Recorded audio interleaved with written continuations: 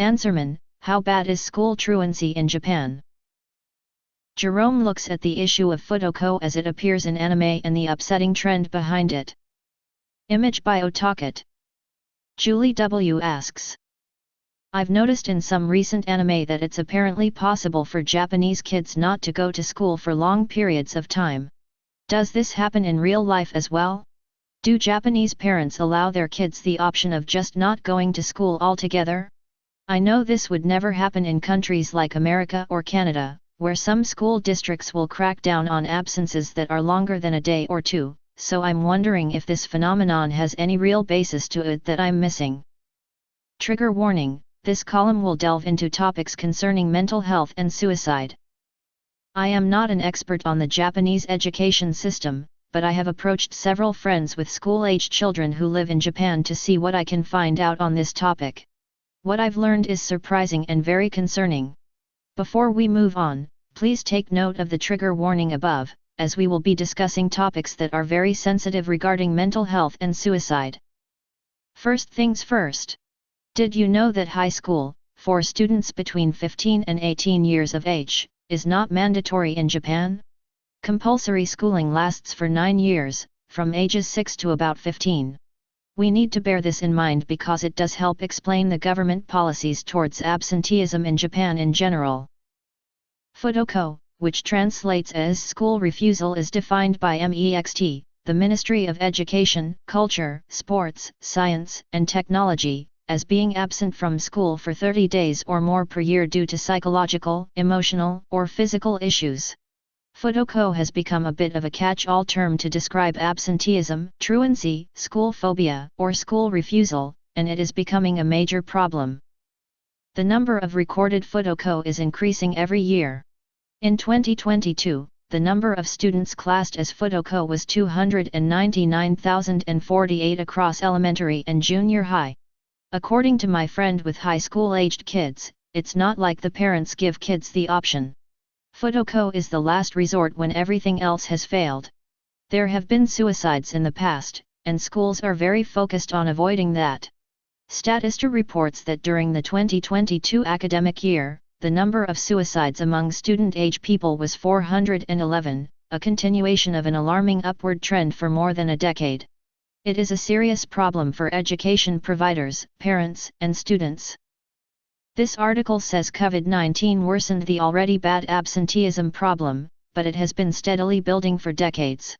The MEXT survey on problematic behavior and non-attendance of school children showed that in 2022, the number of students who refused to attend school for 30 days or more increased by 22.1%, 54,108, alone, marking the 10th consecutive annual rise.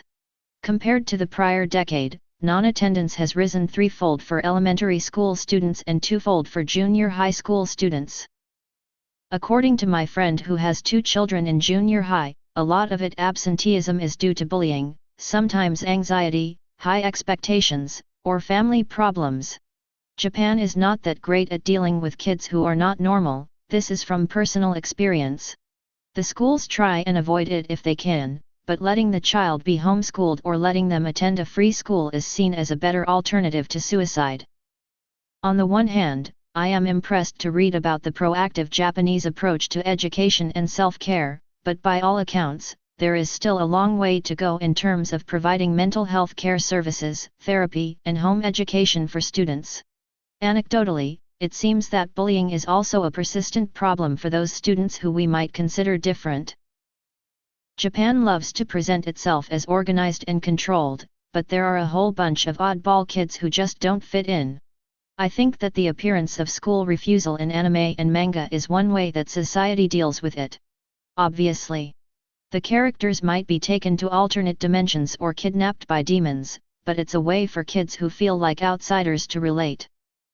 I've watched a lot of anime and read a lot of manga. I don't believe I am alone in presuming that some of my favorite creators may privately describe themselves as having felt they were a little different or even an oddball when they were teenagers. This may also help to explain the preponderance of Futoko situations in various manga and anime works. Every child is different. Every family has their own experiences putting their child through the Japanese education system. Another close friend of mine had this to say on the topic. According to news reports, it seems truancy rates are at a record high and are maybe relatively high compared with other countries. I know some parents who have kept their kids out of school for prolonged periods if they are unwell or have stress issues, especially for young girls, whose education is sometimes considered less important than boys. But beyond a few anecdotal instances, I wouldn't say it feels widespread in my circle.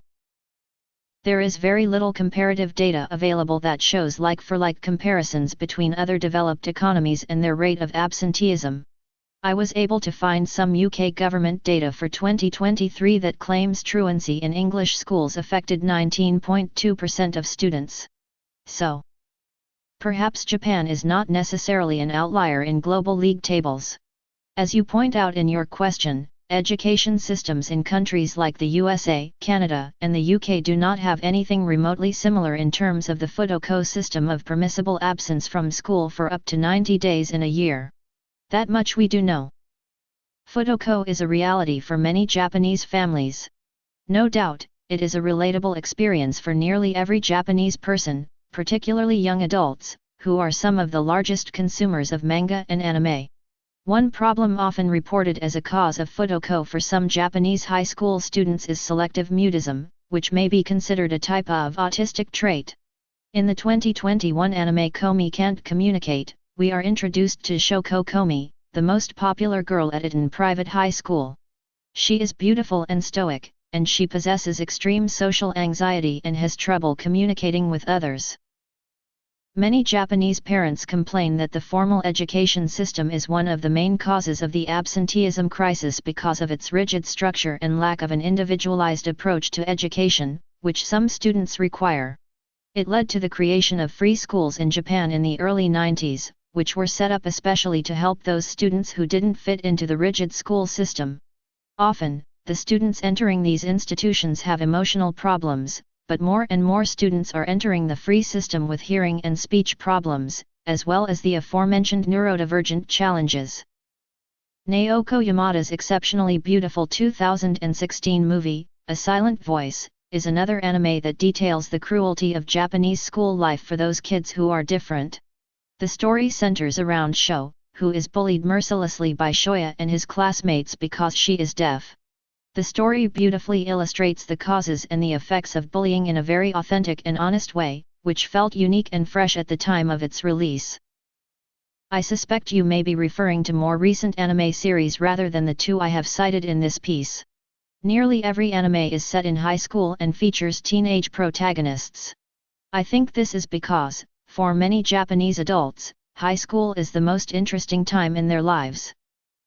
In this regard, I believe that Fudoko is a convenient contrivance that allows the writer to explain away why his teenage protagonists aren't in school and are not missed.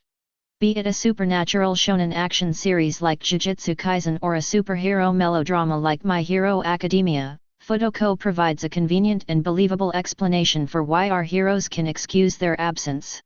Being a Fudoko student also highlights the individual's difference, which is so important when narrating a chosen hero's journey, which many stories are about.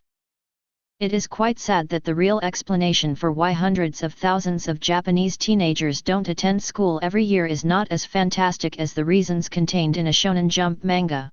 Modern society at large is slowly becoming more accepting of people who are different, and things are slowly changing. If my child was a Fudoko, I would want the best for them, and I would likely feel frustrated at the glacial pace of change within our educational systems. In this respect, Fudoko is a universal problem that children and adults can relate to.